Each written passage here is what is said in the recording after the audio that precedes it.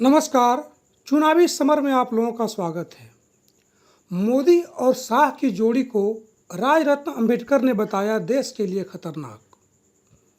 जी हाँ, जैसा कि हम जानते हैं कि मोदी और शाह के चुनावी चक्रव्यूह के कारण भाजपा शून्य से शिखर तक पहुंच गई है, लेकिन बीजेपी को यह ऊंचाई प्रदान करते करते उन्होंने जनता को कई ऐसे जख्म दिए हैं जिसका दर्द भूलना आसान नहीं है।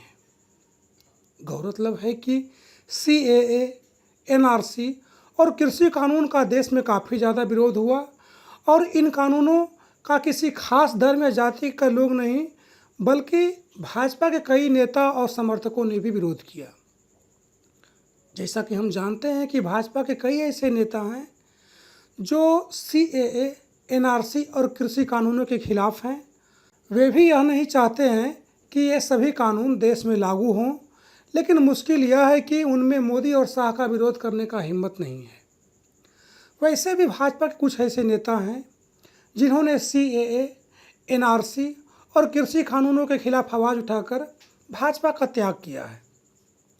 ऐसे में राज रत्न अंबेडकर ने मोदी और शाह के खिलाफ हमला बोलते हुए कहा कि उन्होंने न सिर्फ जनता को बल्कि भाजपा को भी दबा कर रखने का काम किया है।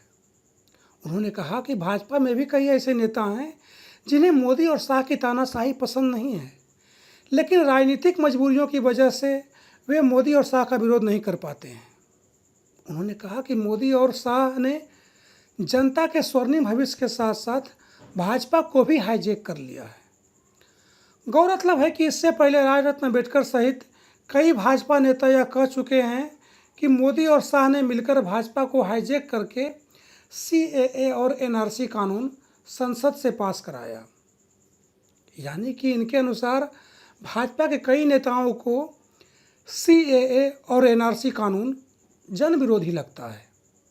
राज रत्न अंबेडकर ने यह भी कहा कि मोदी और शाह की जोड़ी जब से केंद्र की सत्ता में आई है तब से भारत में धर्मनिरपेक्षता का महत्व कम हो गया है। इस तरह राज रत्न अंबेडकर ने साफ शब्दों में कहा है कि मोदी और शाह की जोड़ी ने देश की जनता और भाजपा को भी काफ़ी क्षति पहुंचाया है। ऐसे में आलोचकों का यह कहना है कि जिस दिन भाजपा के कुछ नेताओं में इतनी हिम्मत आ जाएगी कि वे उनका विरोध कर सकें, संभव है उस दिन मोदी और शाह को भी भाजपा से बाहर का रास्ता देखना पड़ सकता है।